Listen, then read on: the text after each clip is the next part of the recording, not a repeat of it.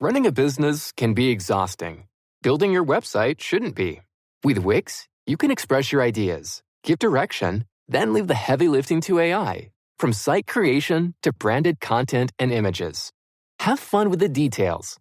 Customize what you want the way you want. And manage your whole business from a centralized dashboard with expert AI tools. Build, scale, and enjoy the incredible results. You can do it all yourself on Wix.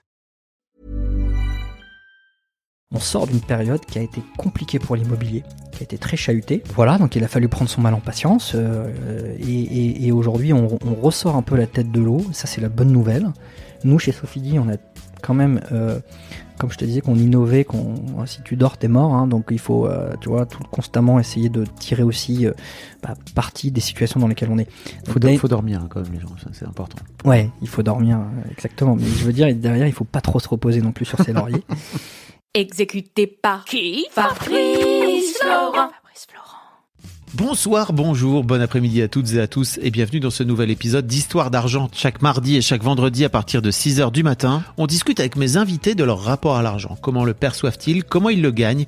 Comment ils le dépensent? Comment ils l'appréhendent tout simplement? Alors je suis Fabrice Florent et mon métier c'est de faire parler les gens. Je fais parler de mes invités de leur intime parce que je suis convaincu que l'intime est bien plus universel qu'on ne le pense. Vous verrez, vous vous reconnaîtrez peut-être dans les histoires des gens qui parlent dans mon micro alors qu'ils racontent leur histoire. Je fais donc parler des gens, plutôt dans des podcasts de conversation sur divers sujets. Des pères de paternité, des mères de maternité, des célébrités de leur parcours vers le succès, des hommes de masculinité et aussi, bien sûr, des gens de leur rapport à l'argent. Je fais aussi un talk show avec ma partenaire Mimi Hegel qui s'appelle le Fab et Mimi Show. Bref, vous retrouverez tous les liens dans les notes de cet épisode si vous voulez découvrir ces autres podcasts. Et d'ailleurs, si vous découvrez mes podcasts, je fais pas mal d'autres choses. Allez donc voir ça sur mon site internet fabflorent.com, fabflorent.com. Si mes podcasts et mon travail vous aident d'une manière ou d'une autre, alors vous pouvez m'aider en retour en m'envoyant un don en argent sonnant et trébuchant avec votre carte bleue ou alors en vous abonnant à mon Patreon à partir de 5€ par mois. Vous trouverez les liens dans les notes de cet épisode. Merci d'avance, c'est très cool. Enfin, si vous aimez le podcast, vous pouvez vous y abonner, mettre un chouette commentaire et 5 étoiles au podcast sur votre appli de podcast préféré, en particulier si vous écoutez sur Apple Podcast ou Spotify. Et surtout, partagez cet épisode et ce podcast autour de vous s'il vous a plu. Je suis sûr que vous connaissez des gens que mon travail pourrait intéresser. Vous pourrez également venir commenter avec mes auditrices et mes auditeurs chaque épisode directement sur mon Discord. Je vous invite à aller découvrir Discord, c'est un petit logiciel génial qu'il faut installer sur son téléphone ou sur votre ordinateur. En fait, vous pouvez me suivre sur les différentes plateformes et réseaux sociaux et trouver toutes les infos pour me contacter dans les notes de cet épisode. Merci d'avance et bonne écoute. On est avec Guillaume. Salut Guillaume. Salut Fabrice. Comment ça va? Écoute, je suis en pleine forme. Bah écoute, ça me fait plaisir. Tu es donc le président de tout l'aspect gestion privée de Sofidy, c'est ça? Absolument.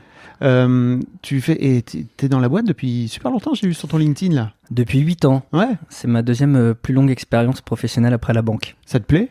Écoute, pour l'instant, ça me plaît. J'ai encore plein de choses à découvrir. J'ai des beaux projets, je m'ennuie pas. Les semaines passent à toute vitesse, donc c'est que ça roule. Bon, c'est cool.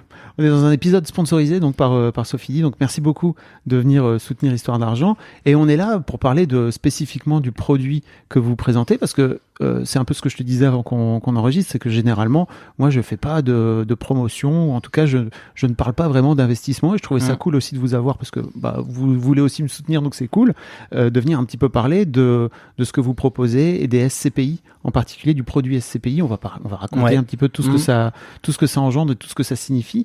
Mais en fait, avant ça, j'aimerais bien que tu te posais en fait les deux questions que je pose à tous mes invités, parce que quand même tu vas quand même un peu passer sur le grill, tu vas pas juste parler de ton boulot, je suis désolé. J'aimerais bien, Guillaume, que tu me dises, si je te dis argent, qu'est-ce que ça t'évoque?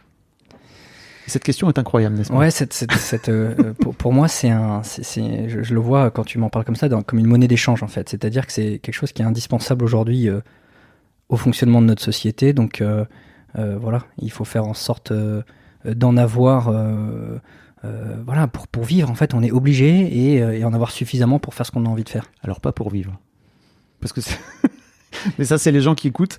Mais très souvent, les gens, ouais. Tu vois, moi, je veux faire en sorte qu'on éradique cette fameuse expression gagner sa vie. Parce qu'en fait, ta vie, tu l'as. Oui. Que tu as de l'argent ou pas. Alors certes, la vie est plus simple si tu en as. tu vois. Mais pour vivre techniquement, alors je suis d'accord avec toi, tu peux vivre d'amour et d'eau fraîche et dans la nature. Oui, ou alors tu peux, tu vois, recevoir de l'aide de tes amis. Tu peux, tu vois, il y a plein de gens qui passent dans le micro souvent et qui ont peur, tu sais, de finir sous un pont. Et souvent, je leur dis, c'est quoi les étapes? Alors certes, ça existe parce qu'il y a des gens qui vivent effectivement dans la rue, etc. Mais pour toi, à titre personnel, c'est quoi le nombre d'étapes qu'il y a avant de finir sous un pont? Et souvent, ça leur fait dire, ok, je suis peut-être pas obligé de... Mais donc, c'est intéressant aussi ce que tu me dis, c'est que t'es l'une des rares personnes à venir me dire, ok, en fait, c'est une monnaie d'échange. Très souvent, les gens viennent y mettre plein d'autres choses, de la liberté, de la sécurité, de la peur, de l'angoisse, etc. Toi, pour toi, et c'est en ça que je vois que tu es gestionnaire de patrimoine, c'est qu'en fait, pour toi, c'est une monnaie d'échange. C'est très rare que les gens viennent me dire, ok, c'est juste un moyen de transaction.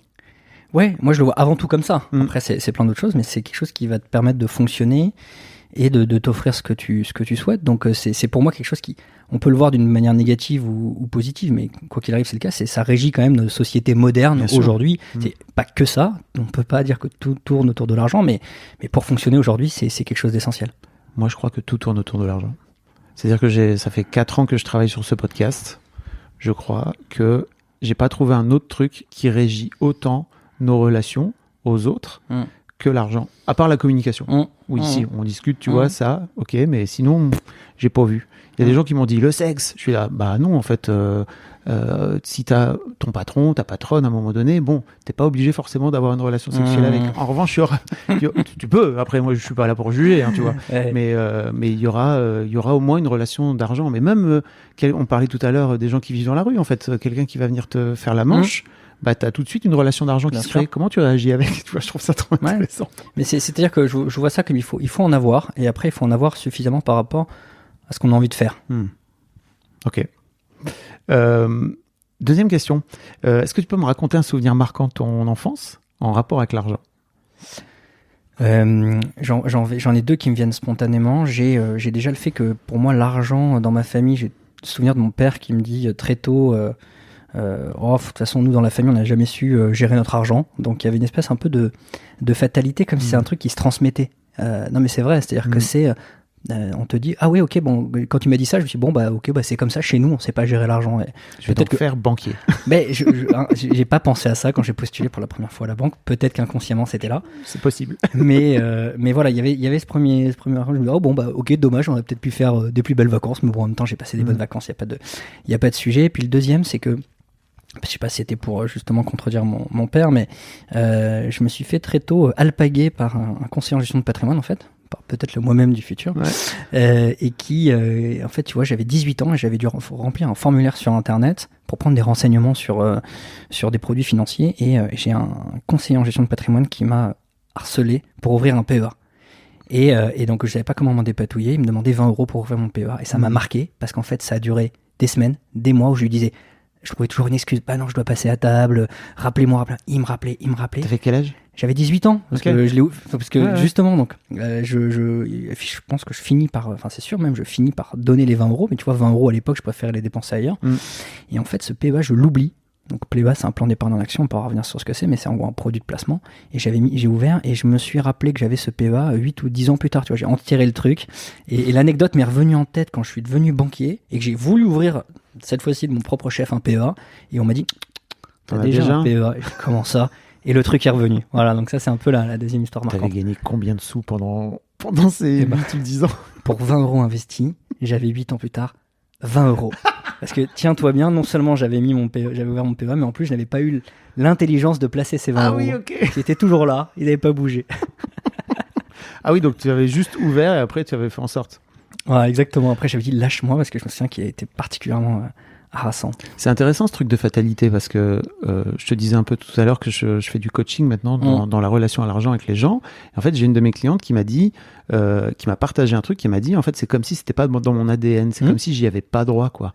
Il y a un peu ce truc, tu vois, qui est une sorte de plafond de verre, quoi, tu vois, en fait, non, moi, dans ma vie, c'est pas possible d'y avoir accès, c'est pour les autres, quoi. Ça cloisonne un petit peu, on peut avoir ce sentiment-là, hein. C'est-à-dire on se dit, quelqu'un que tu vois qui est issu d'une famille qui a de l'argent, t'as l'impression que c'était là avant, que ça sera là demain, en fait. T'as une certaine continuité, et toi, dans ta position, que tu peux être à l'inverse, encore une fois, tout ça c'est très subjectif aussi, hein, parce que qui est riche, qui est pauvre, bon.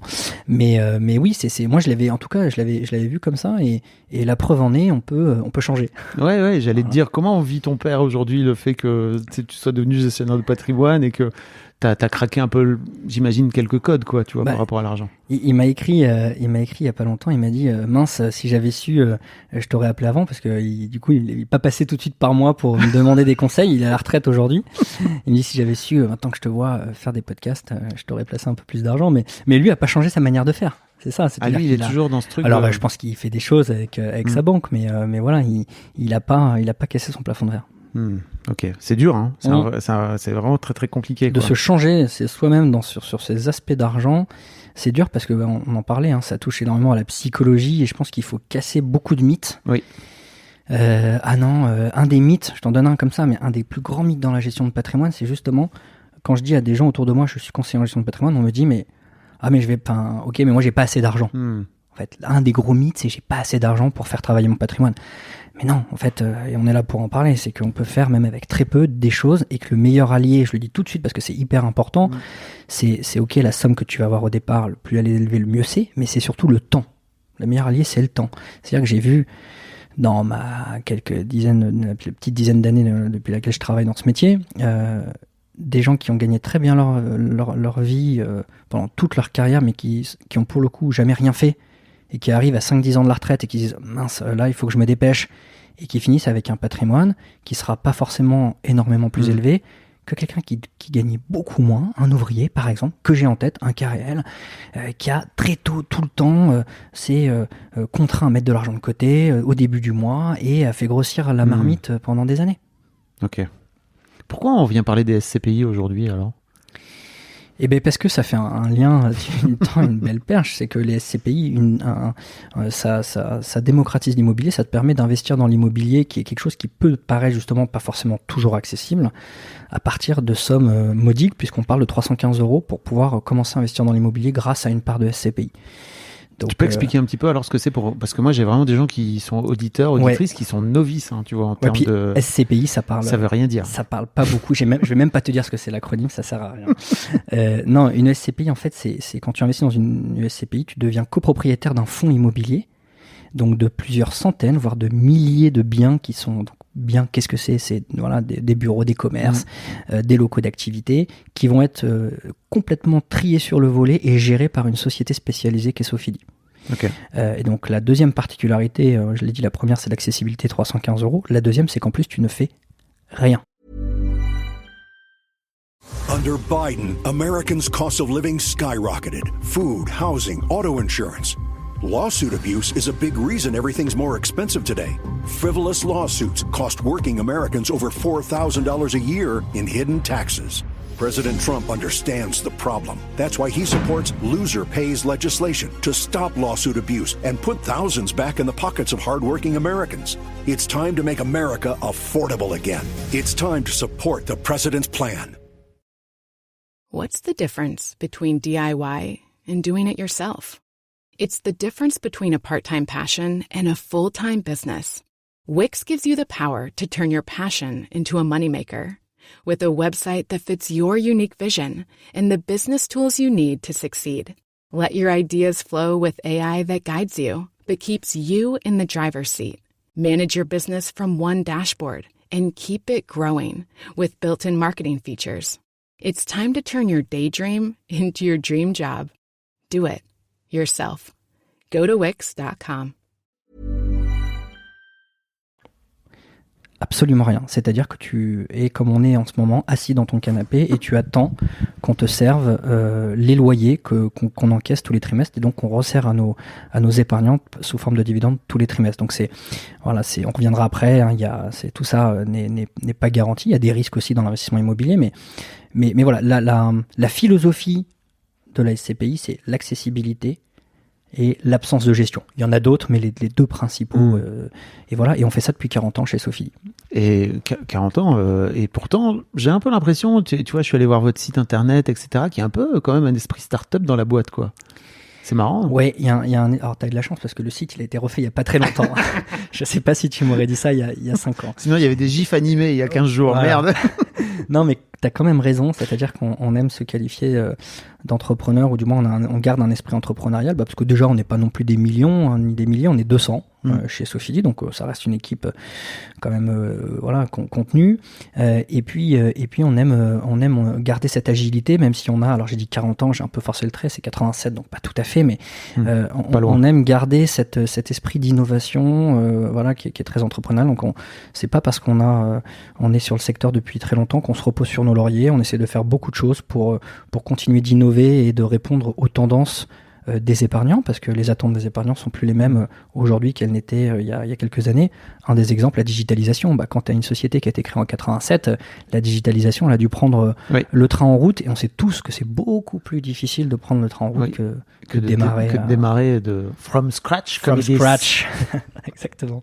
Est-ce que tu pourrais m'expliquer un petit peu quelle est la différence entre le fait d'acheter des parts de SCPI et le fait d'investir dans de l'immobilier un peu plus classique, quoi? Ouais, alors c'est donc déjà la finalité est la même, c'est-à-dire que dans les deux cas tu investis bien dans la pierre. C'est la première chose à dire.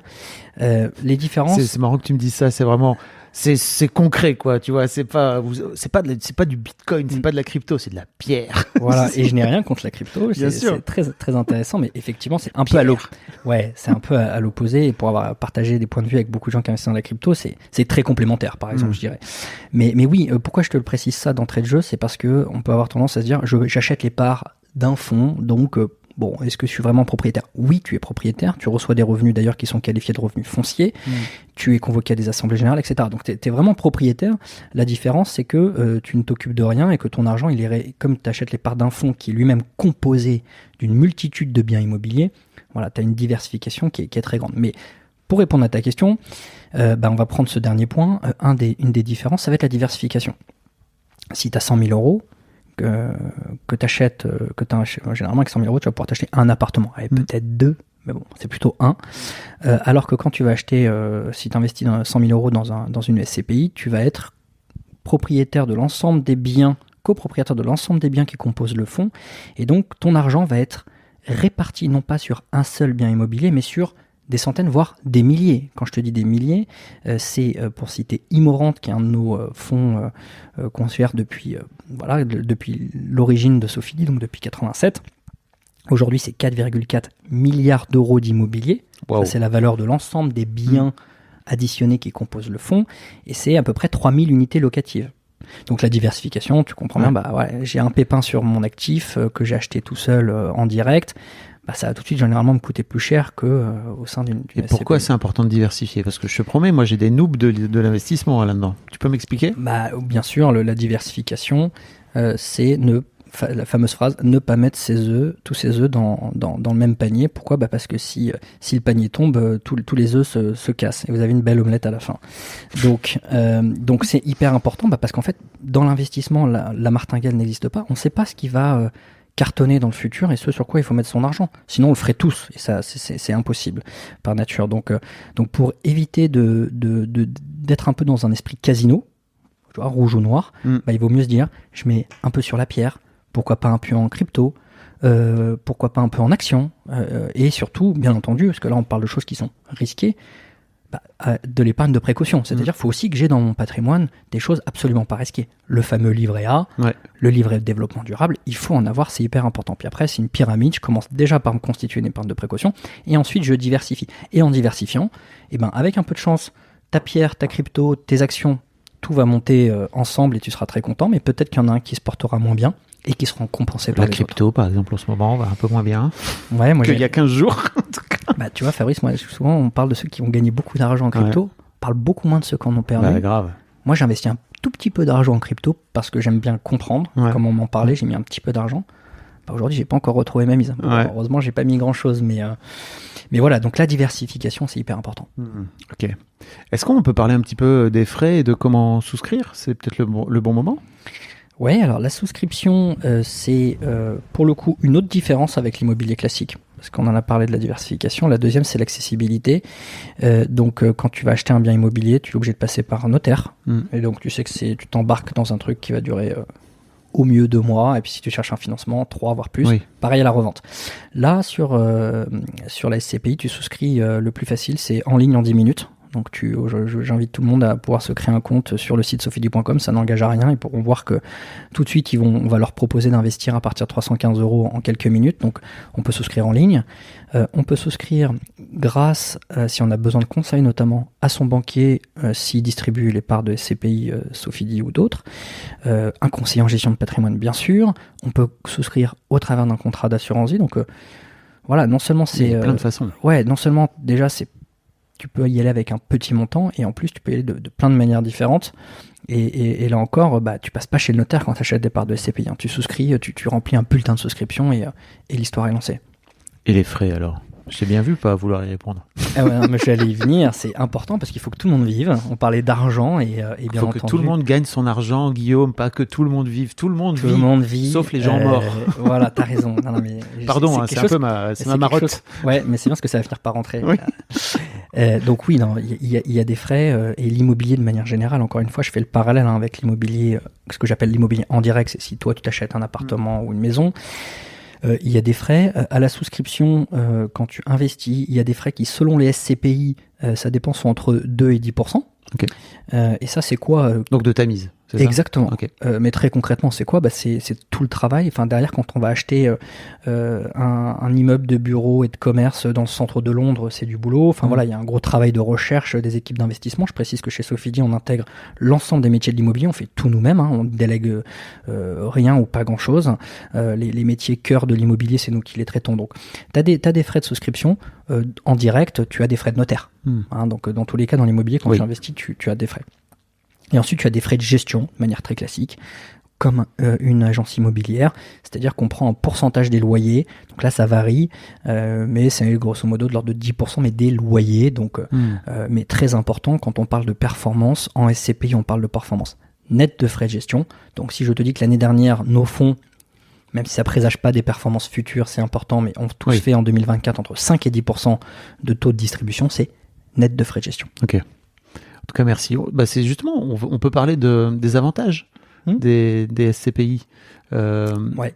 On en a déjà évoqué quelques-uns, la diversification, l'accessibilité, l'absence de gestion. Ça, pareil, je vais pas revenir dessus, mais gérer de l'immobilier, c'est un vrai job. C'est un métier, oui. Et ça, il y a aussi quelque chose en France, on a l'impression qu'investir dans l'immobilier, c'est facile. Ouais. Non. C'était facile à Paris. C'est comme faire un enfant. C'est facile de faire un enfant. Ouais. Enfin, facile pour la plupart des gens. Pardon, excusez-moi pour les gens qui n'arrivent pas à faire des enfants. Mais en tout cas, c'est le début. C'est une très belle analogie parce que acheter un appartement, c'est facile. Oui. Par contre, le gérer dans le temps, le faire grandir, l'améliorer, c'est pas simple. Faire en sorte qu'il ait des bonnes notes. Exactement. Donc, c'est une très très belle analogie. Et donc, c'est pas simple. Et ça, en France, on a tendance à dire, investir dans l'immobilier. Et je vais te dire pourquoi est-ce qu'on pense ça. C'est parce qu'on a vécu une courte période où il y a eu 10-15 ans, un peu, c'était le feu à Paris. Ouais. On voyait tout le monde autour de nous. T'achetais ton appart, tu le revendais, tu gagnais de l'argent. Ouais. Bon, à Paris et partout ailleurs en France. Et d'ailleurs dans les grandes villes. Dans les grandes villes de France, c'est un peu pareil. Et ça, c'est parce qu'on a une petite, on regarde par vraiment un petit bout de j'ai perdu l'expression. La lorgnette. Voilà, la lorgnette, merci.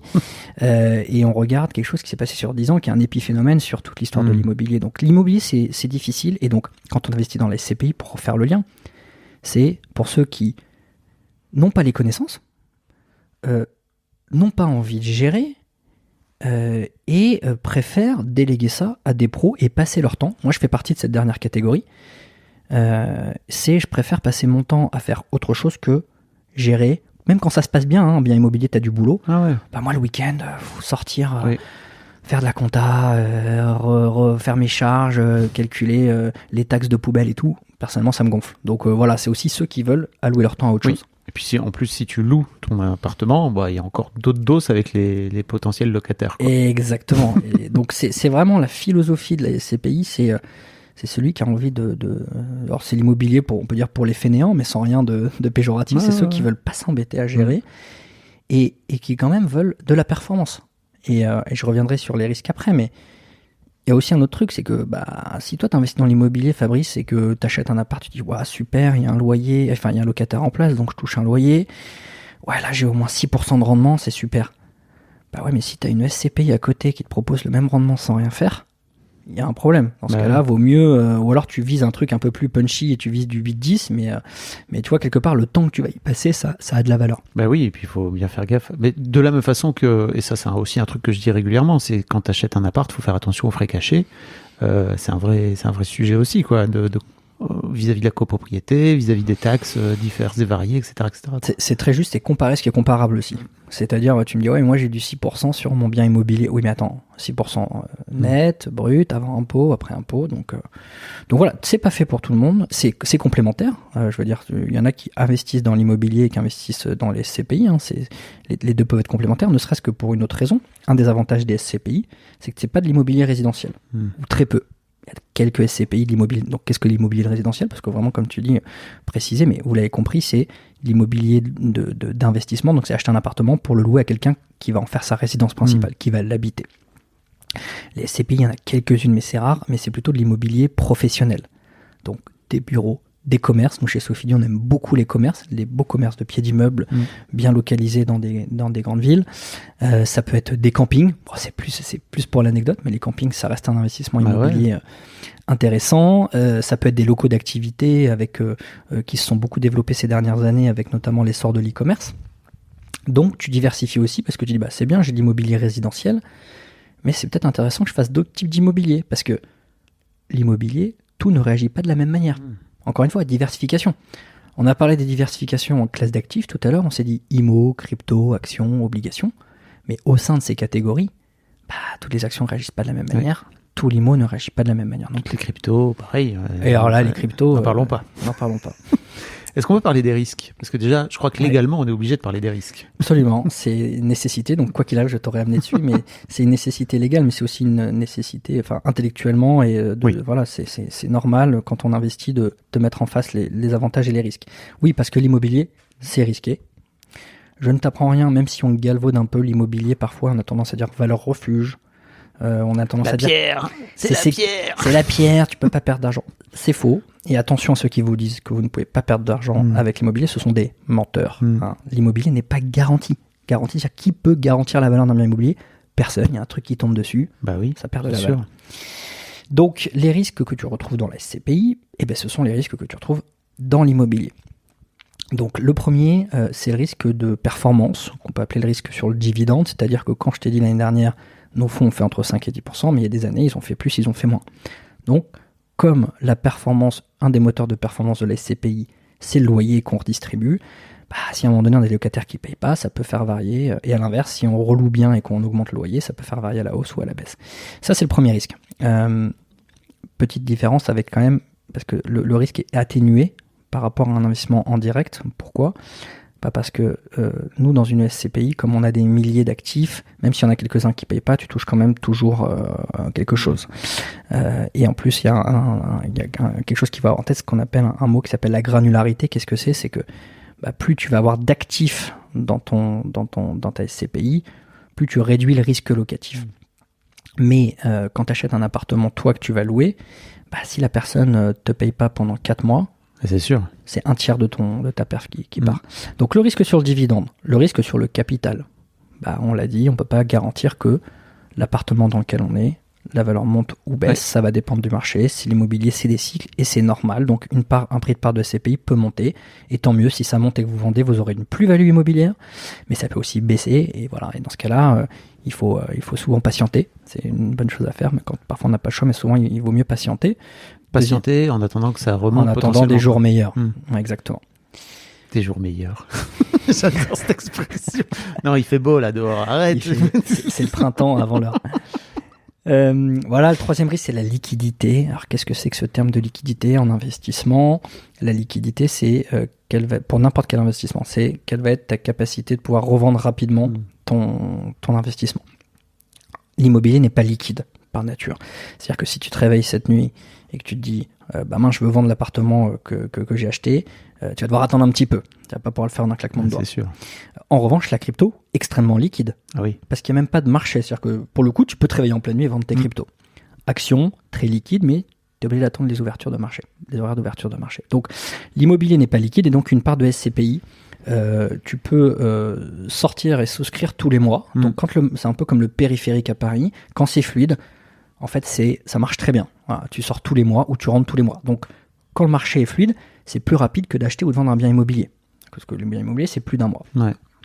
Mais si le marché se grippe, parce qu'il peut y avoir un moment donné où l'immobilier est moins attractif pour des investisseurs, quelle qu'en soit la raison, et ben si on a moins de souscripteurs de parts sur le mois que de vendeurs de parts, de gens qui sortent, voilà, et ben dans ce cas-là, tu peux mettre plus de temps à revendre tes parts. Donc ça, c'est la conséquence et le conseil par rapport à ce risque. Oui, parce que tu revends tes parts de ce fait-là à des gens qui sont en train de rentrer. Voilà, c'est pas exactement ça, mais en gros l'idée c'est ça. C'est-à-dire que si à la fin du mois il y a personne qui souscrit à la SCPI et que t'as des gens qui veulent sortir, ils ne sortiront pas tout de suite.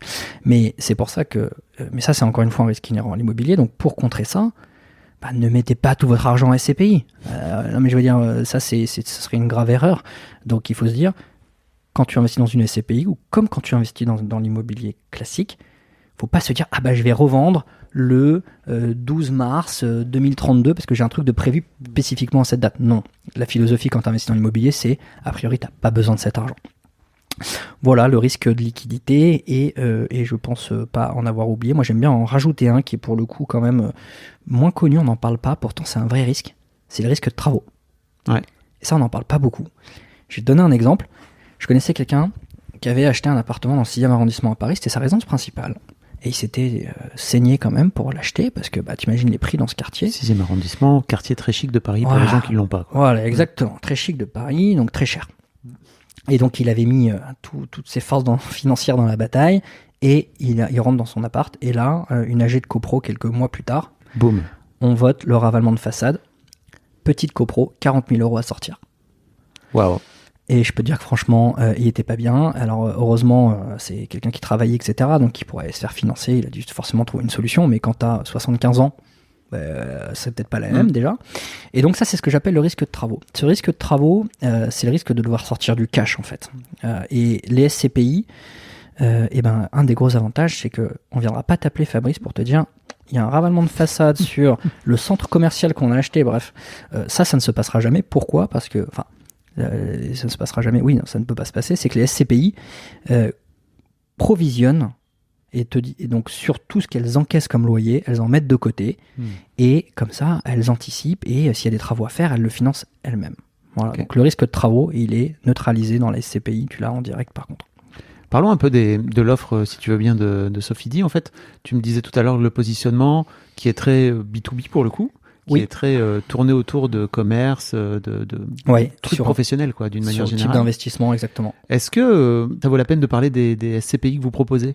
Oui. Ou c'est trop technique ? Raconte-moi, explique-moi. Non, bien sûr. Vas-y. Je peux te dire un peu donc les SCPI, tu peux avoir ça peut être composé de différentes choses.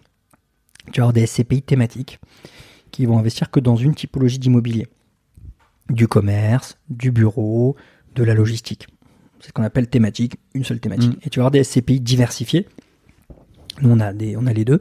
La plus principale SCPI diversifiée qu'on gère, c'est Immorconte, je l'ai évoqué. Mais on vient d'en lancer une l'année dernière qui s'appelle Sophie Dynamique. Là, diversifiée, ça veut dire qu'elle va cibler, peu importe en fait, elle va pas cibler une thématique, elle va regarder l'opportunité. C'est-à-dire que si c'est un bon bureau, et le bureau, il reste des très bonnes affaires à faire dans le bureau, même s'il y a du télétravail. Là, je peux faire aussi en parler. À Paris, on a encore acheté des bureaux il n'y a pas très longtemps.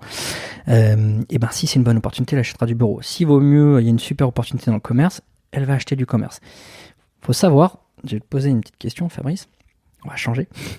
Sur 1064 dossiers analysés l'année dernière, c'est-à-dire qu'on nous a proposé 1064 investissements. Combien on en a réellement réalisé? Combien on a acheté pour le compte de nos SCPI? Alors vu comme tu me poses la question, c'est sans doute pas beaucoup. C'est ça? Ouais, parce qu'on va te montrer qu'on est hyper sélectif. Voilà, là, t'as la première partie t'es sur le bon chemin. Je sais pas, je dirais... est-ce que si je dis 10 ou 20%, c'est beaucoup? 2,5%. Ah ouais, ok, ouais, d'accord.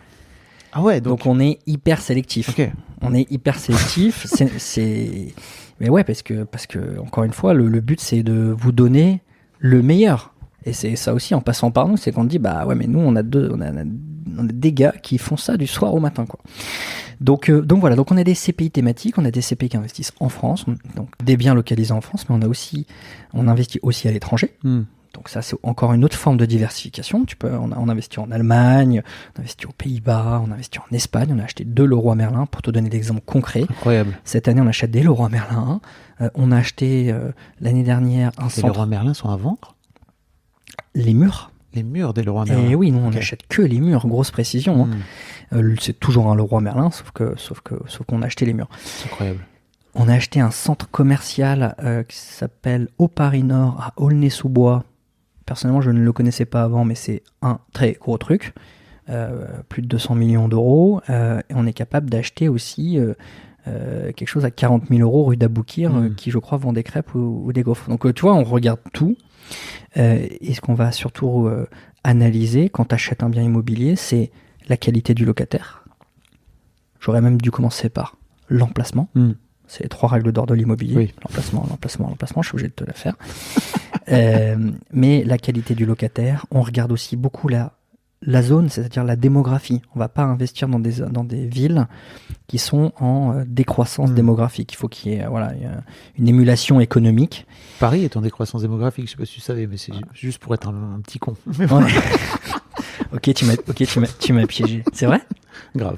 Ah, je savais pas. Il y a eu un article dans Le Monde il y a quelques mois qui disait qu'en fait, et c'est pas les gens qui meurent, hein, c'est vraiment les gens qui partent. Ouais. Bon, alors c'est l'exception qui confirme là. Très bien. Mais... En même temps, c'est Paris. Ouais, on lui pardonne mais tout, quoi. Paris, cette ville. C'est le plus gros marché. On a fait un site, tu pourras, je t'invite à aller voir, qui s'appelle, c'est vraiment sympa, on appelle ça un peu notre Monopoly version XXL. On a créé un site chez Sophie qui s'appelle SophiMap, qui est en libre consultation, pas besoin de créer de compte. Et sur la SophiMap, ça répertorie tous les biens qu'on a achetés et qui sont dans nos SCPI. Et donc en fait, quand on disait tout à l'heure, tu as besoin d'un truc de concret, c'est hyper impressionnant. Tu zoomes sur Paris et tu vois un chiffre, je sais plus, genre 1800, et tu zoomes et tu peux voir que rue d'Aboukir, on est propriétaire d'un enfin, on est propriétaire, les épargnants qui sont propriétaires d'une crêperie, par exemple. Est-ce que tu peux me parler un petit peu, parce là on a passé en revue différents exemples concrets, etc. Donc on a parlé tout à l'heure de liquidité, de possibilité de revendre facilement, en tout cas plus ou moins facilement. Est-ce que tu pourrais me parler aussi de l'impact des taux d'intérêt et typiquement du marché immobilier, parce que c'est souvent une question qui revient, si j'ai bien compris. Ouais, on sort d'une période compliquée et c'est lié au taux d'intérêt. Running a business can be exhausting. Building your website shouldn't be. With Wix, you can express your ideas, give direction, then leave the heavy lifting to AI. From site creation to branded content and images. Have fun with the details. Customize what you want the way you want. And manage your whole business from a centralized dashboard with expert AI tools. Build, scale, and enjoy the incredible results. You can do it all yourself on Wix. Pour essayer d'expliquer ça très simplement, ce qui s'est passé, c'est que... Il y a eu la guerre. Ouais, il y a eu... On a été servi, mais en gros, pour comprendre le contexte, en 2008, il y a la crise des subprimes, donc crise IMO, aux États-Unis, qui s'est propagée un peu partout, et donc... Regardez The Big Short, si vous n'avez pas vu ce film, qui est incroyable sur la crise des subprimes. Il est génial avec Steve Carell, je crois. C'est ça. Et donc, ce qui s'est passé suite à cette crise, c'est que les économies étaient en berne et donc les taux d'intérêt qui sont fixés principalement par les banques centrales, ont été mis à zéro. Et donc, pourquoi elles ont été mis à zéro ? Parce qu'on essayait de faire redémarrer l'inflation. Je ne sais pas si tu te souviens, on disait qu'il n'y avait plus d'inflation. Ouais. C'était le grand malheur des dernières années. Parce qu'en fait, tu vois, quand je dis entre guillemets, on dit qu'il faut 2%, voilà, à peu près d'inflation pour qu'une économie tourne bien. Donc on était désespérés, on n'avait pas d'inflation, donc les taux d'intérêt, on les avait mis à zéro. Ce qui fait que le livret A rapportait 0,5. Voilà, tout ça était un peu tristouille. Mais ce fameux Covid est arrivé et ça a créé un choc inflationniste. Un premier choc inflationniste. Et ensuite, il y a eu la guerre en Ukraine. Et sans rentrer dans le détail, ces deux événements, principalement, ont fait que l'inflation a rebondi très fortement et très brutalement. Et donc, les banques centrales, elles ont pris le contre-pied de ce qu'elles faisaient et elles ont monté très brutalement leur taux d'intérêt pour contrer l'inflation. Alors, tu vois, c'est toujours trop ou pas assez, quoi. Et il faut savoir que ça, tout ce qui est brutal de manière générale pour l'immobilier, c'est pas bon. Le fait de remonter très brutalement les taux, ça a un effet négatif sur les valeurs de l'immobilier. Voilà. Je rentre pas dans plus de détails, c'est des questions de notion de prime de risque, mais en gros, donc, on sort d'une période qui a été compliquée pour l'immobilier, qui a été très chahutée. Voilà, donc il a fallu prendre son mal en patience, et aujourd'hui, on ressort un peu la tête de l'eau. Ça, c'est la bonne nouvelle. Nous, chez Sofidy, on a quand même, comme je te disais, qu'on innovait, si tu dors, t'es mort, hein, donc il faut, tu vois, constamment essayer de tirer aussi parti des situations dans lesquelles on est. Il faut dormir, hein, quand même, les gens, ça, c'est important. Ouais, il faut dormir, exactement. Mais je veux dire, derrière, il faut pas trop se reposer non plus sur ses lauriers. Et donc, on a lancé un fonds sorti de la crise, et ça, c'est une super opportunité parce que on est arrivé dans un contexte où les prix de l'immobilier avaient baissé. Et donc, cette SCPI-là, elle a cartonné l'année dernière. On a des belles perspectives devant nous, même si on n'est pas l'avenir. Oui, c'est important de le redire. Parlons un peu de conseils pour bien investir. Tout à l'heure, tu me disais, en gros, que les SCPI, c'était pour les gens un peu fainéants au meilleur sens du terme. Les gens qui sont absolument pas fainéants peuvent aussi faire de la SCPI. Exactement. Hein, mais est-ce que tu as d'autres choses à ajouter sur le public à qui s'adresse ce type de placement, en fait? Oui, j'en ai dit déjà pas mal. Moi, je trouve que c'est aussi une super opportunité pour des plus jeunes ou des gens qui ont des revenus plus modestes à qui l'immobilier peut sembler inaccessible. Ça aussi, c'est une des vertus de la SCPI. J'ai fait une interview il y a quelques temps où une personne qui a une trentaine d'années qui me dit mais pour nous on a boudé l'immobilier, pour nous c'est pareil inaccessible. Non, c'est pas inaccessible, donc on peut rentrer à son rythme, on peut acheter une part de SCPI tous les mois si on veut, on peut acheter une part de SCPI quand on veut sans obligation de se lancer dans un plan non plus, mais tu vois voilà, ça touche à des gens qui n'ont peut-être pas 100 000 euros à mettre aussi, et là la SCPI 315 euros tu peux te lancer. Et rappelons, parce que tu l'as mentionné très rapidement, que en gros tous les trimestres, il y a des dividendes qui tombent, c'est ça? C'est les loyers, exactement. Ouais. En fait, j'aime bien faire ce petit chemin, mais si demain toi tu achètes une part de SCPI, qu'est-ce qui va se passer? L'argent il va arriver sur le compte de la SCPI, en échange tu auras une part qui va te donner des droits à percevoir une partie, à hauteur de ton investissement, une partie des loyers et de la performance du fonds. Donc cet argent, il arrive avec les argents de plein d'autres investisseurs sur le compte de la SCPI, et nous, c'est à ce moment-là qu'on commence notre job. Cet argent, on l'investit, on achète des biens, tout ce que je viens de donner comme exemple, on encaisse les loyers, et ces loyers, on les redistribue tous les trimestres, sous forme de dividende, mais en fait c'est du loyer, et ça tombe sur ton compte bancaire, et toi tu vas juste avoir à déclarer tes revenus en fin d'année, et ce qui est super, c'est que depuis peu, en plus on envoie un petit SMS, donc on te dit, tiens, Fabrice, au titre de ton investissement SCPI, on va te verser X dividendes, et ça arrive sur ton compte sans rien faire. C'est bonheur. Bonheur. Est-ce que tu pourrais m'expliquer, ou tu as des conseils pour choisir, comment bien choisir une SCPI? Oui, le premier conseil, c'est de prendre d'un conseil, justement. C'est que, sauf si vous êtes averti, ou que vous prenez du temps à vraiment étudier la chose, mais les SCPI, il y en a 200 sur le marché. Et il y a toutes les couleurs, toutes les tailles, il y en a des bonnes, il y en a des moins bonnes. Vraiment, voilà, et c'est la crise qu'on vient de passer à accentuer ces différences. Donc soyez vigilants, c'est comme dans n'importe quel investissement, il y a des bons acteurs, il y a des moins bons acteurs. Donc c'est se faire conseiller. Et sinon, c'est bien faire état des lieux de ses besoins. C'est-à-dire, moi, est-ce que je veux quelque chose plutôt de très prudent, ou à l'inverse, je suis prêt à prendre un peu plus de risques, parce qu'il y a toujours cette relation, plus je suis prêt à prendre un peu de risques dans l'investissement, plus je peux avoir une performance élevée, je peux prétendre à une performance élevée. Donc il faut bien faire état des lieux de ses besoins, et ensuite, l'idéal, c'est de se faire conseiller, banquier, conseiller en gestion de patrimoine, ou de se renseigner par soi-même, parce que quand on se lance dans une aventure en SCPI, et là je te pose encore une question, c'est combien de temps en moyenne chez Sofidy nos clients gardent leur part de SCPI? J'imagine des plombes. Ouais. Alors je te donne un indice, la